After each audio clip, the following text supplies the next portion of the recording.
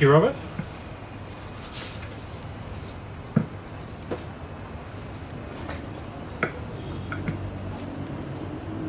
Please pray with me. Lord, we come to you now seeking your guidance. That's our prayer as we look at the words of the Bible, the words received by your prophet Zechariah. Help us to see you, to know your presence, and to hear your voice. So come and by your Spirit, open our hearts for the glory of your great name. Amen. So, tonight we're looking at the last of the prophets in our sermon series. And I must confess, I was more than a little bewildered when I looked at the reading. As I'm sure you were. Obscure doesn't seem to do it justice. So, we shall try. When I have time, I like to be creative. I enjoy sewing, I enjoy designing, and I like drawing.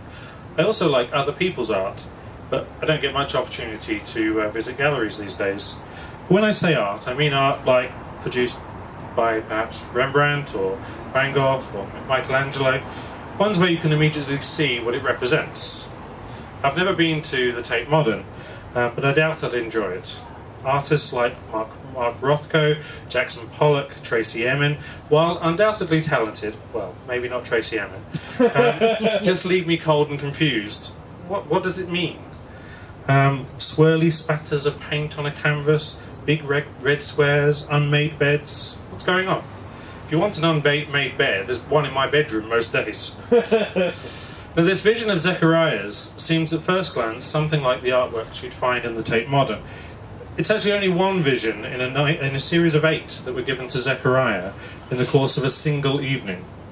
And reading ahead in the book of Zechariah, you could feel a little dazed.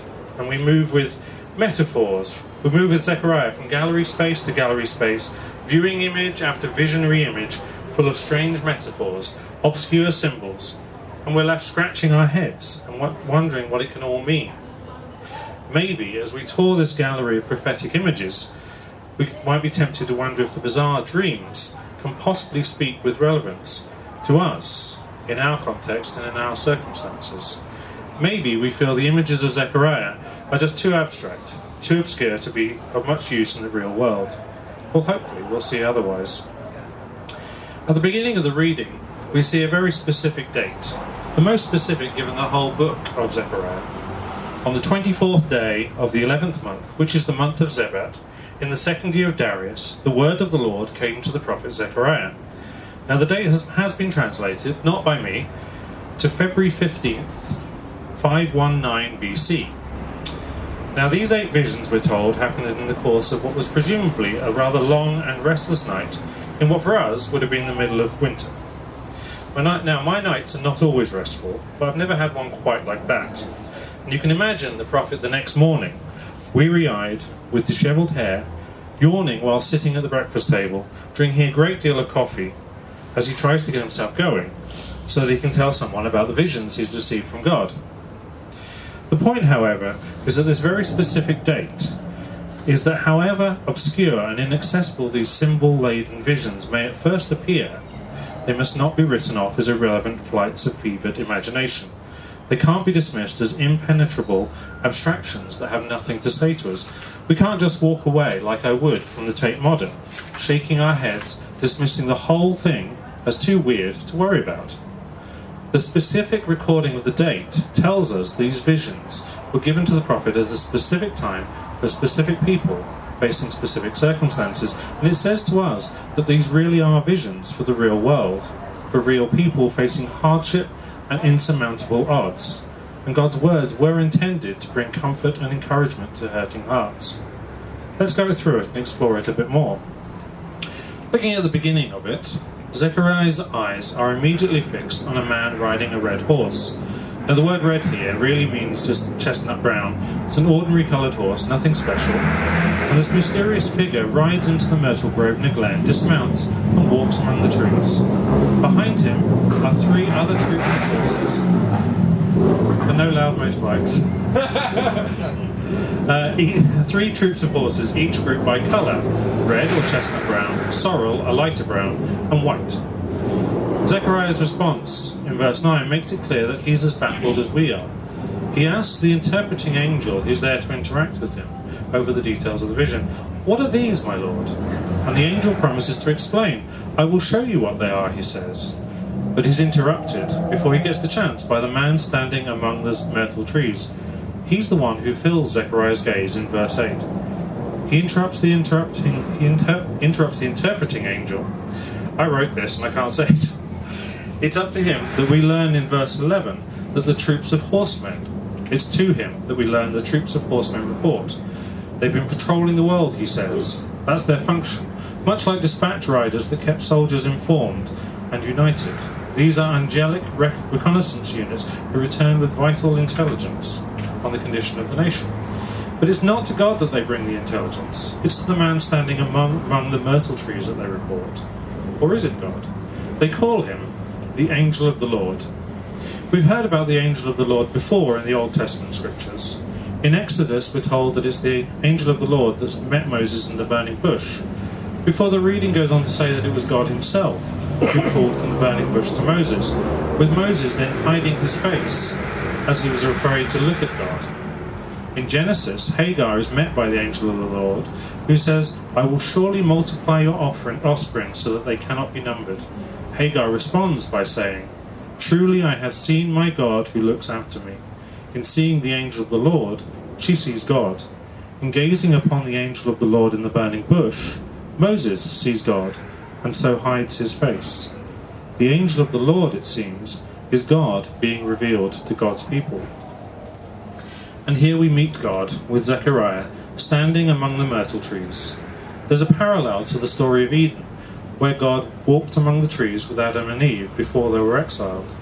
Israel's history tells us that God came to dwell once again in the midst of God's people, not this time in a garden, but in a temple in Jerusalem. And yet here too, Israel's covenant breaking brought judgment.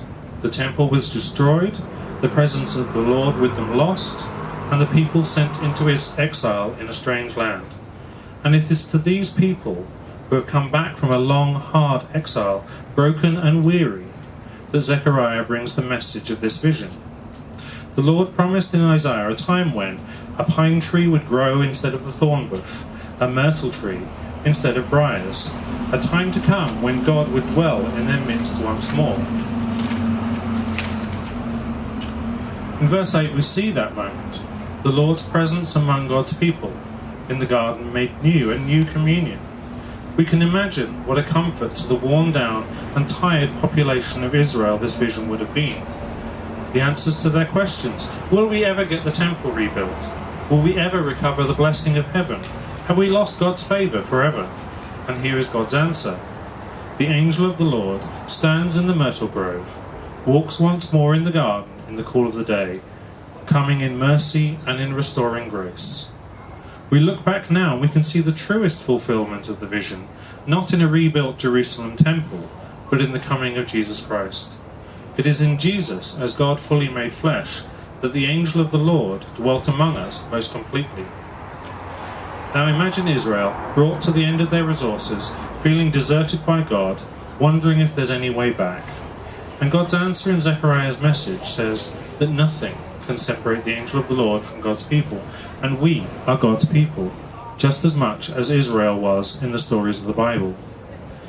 Further on in the passage, we hear about the angelic reconnaissance troop reporting back to the angel of the Lord, who cries out to God, "O Lord of hosts, how long will you have no mercy on Jerusalem and the cities of Judah, against which you have been angry these 70 years? And we see here the angel of the Lord, that which we would later call the Son, pleading with the Creator on our behalf. We sing, before the throne of God above, I have a strong and perfect plea, a great high priest whose name is love, who ever lives and pleads for me. My name is graven on his hands, my name is written on his heart. And I know that while in heaven he stands, no tongue can bid me thence depart. And we see that shown here in Zechariah's vision. And again, what a comfort that must have been to Israel. And I believe that this vision speaks to us now, just as it did to the people of Israel in 519 BC. It says that whatever your circumstance is now, lift your eyes up and see that God is with you. God is with us. That God walks with us in the gardens, ever working for our good, just asking us to trust and believe. Amen.